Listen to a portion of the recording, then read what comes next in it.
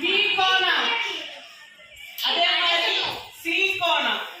இந்த கோணம் மொனம் இருக்குல்ல, சரியா? இப்ப பாருங்க. சூப்பர். இதுதான் நமக்கு என்னது குத்துக்கோட்டு மையம், சரியா?